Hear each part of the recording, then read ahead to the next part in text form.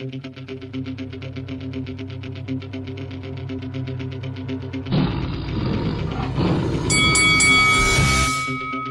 this is Carl the Cobra Frutch, and you're watching Lights Out.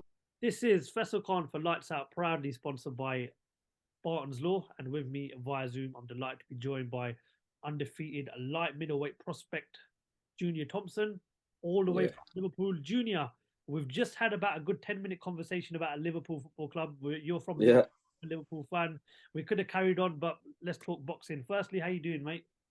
I'm very well, thank you. How are you? I'm very well, thank you very much for asking. As I just said, football over now. Let's talk about boxing. You understand that you're back out in a few weeks in Bolton on the 6th of May, literally down the road for you. So you could say it's an away day. First, camp and how's preparation been going?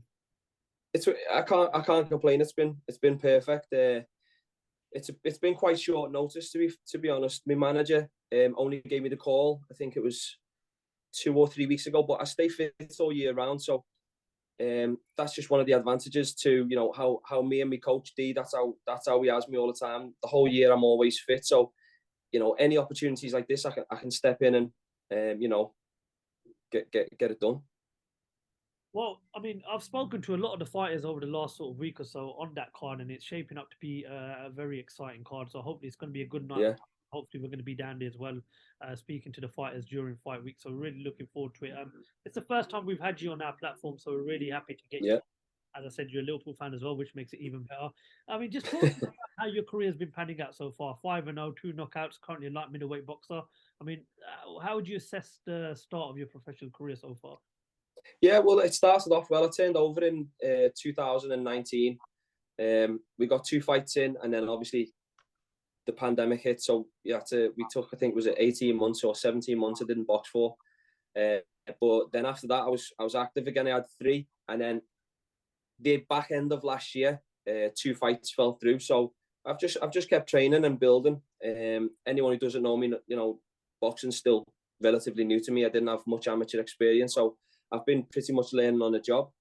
So I've had the camps, even though the fights fell through the back end of last year. I've still had the camps, and I've still got the experience in the gym. You come from, I like to call it, a religious city in terms of its sports, football and boxing. Absolutely. You speak about football, Liverpool and Everton, 2 iconic football clubs, and then obviously boxing, Tony Bellew, you got the Smith brothers, you've got good fighters such as yourself, Dexter McCaza, a guy that spoke to you the other day, young fighter, Fowler. So it is a really, really proud city when it comes to boxing and football. Now, I mean, I've spoken to a lot of fighters in your situation, but I mean, I'm going to ask you this question. I mean, are you confident you could be the next face of Liverpool in terms of its boxing? I don't see why not. I've got every attribute. Not to, I'm not trying to, big myself up, but I've got every attribute to do exactly what you've just mentioned there. I can box, I can fight, and I can knock people out. So I don't see why it can't be me. I mean, as I mentioned, you've got fighters like Tony Bellew, you've got Lee Smith, Callum Smith, the other brothers as well. They've all become world champions. They've been in big fights. They're big names in boxing. How do you sort of live up to the standards that they've set right now? Well, as you just mentioned there, they've all been in massive fights, and they've all achieved, the stuff I want to get to. But I know Bellew, and I don't know the Smith brothers too well, but I'm sure if I spoke to them, they'd say the same things to me. All you can do is work hard in the gym, put the work in the gym. You gain your rewards in the ring, and that's all I'm doing at the minute. I'm working really hard in the ring. In the gym. Good sparring up and down the country, and when my time comes, I'll take my opportunity with both hands, just like them boys did.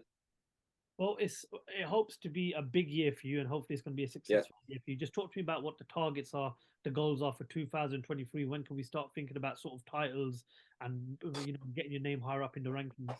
As soon as possible, really. If it was me, I'd do it, next fight. But that's why I have a manager. Obviously, Tom Stalker's my manager, and Dee, my coach. That I need them to keep me grounded, because ask any fighter, if you give anyone or offer any fighter an opportunity, they'll take it.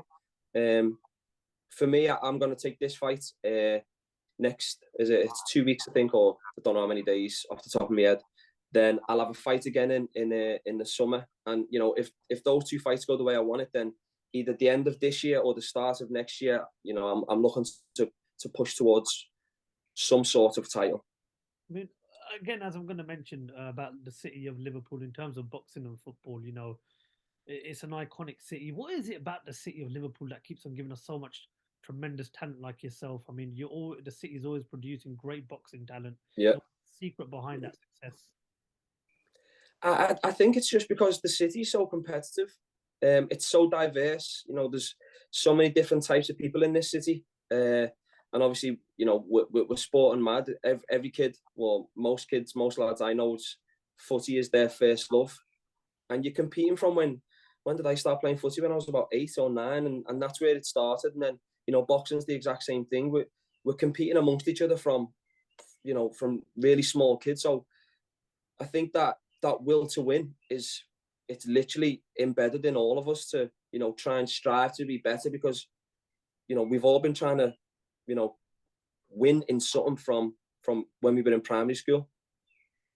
What would the message be to the boxing world? I mean, what can we expect to see from you as your career pans out? You know, tell us a bit more about, you know, what you're going to offer to the boxing world and to the rest of your division as time goes on, Junior. Yeah, well, I think, you know, a lot of people in the north of, maybe not the south of England, but a lot of people in the north of boxing know me now. I've been in most gyms sparring.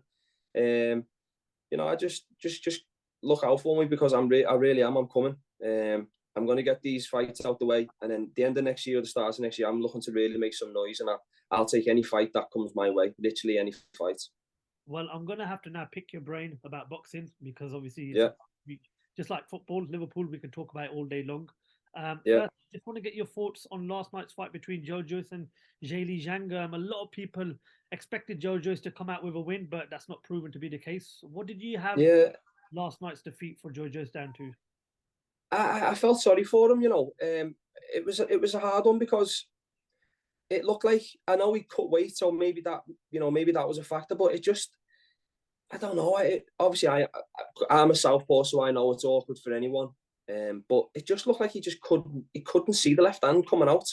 And I think, was it after the second round? It was like the only punch that was it Zhang, your man Zhang. I think that's all he needed to throw.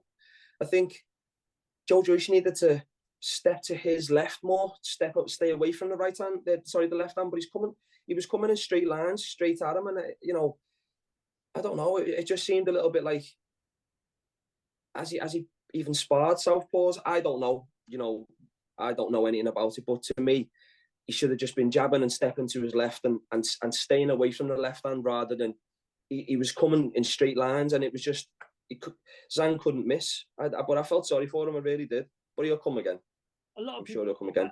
Any southpaw that is a heavyweight is going to cause problems for any fighter.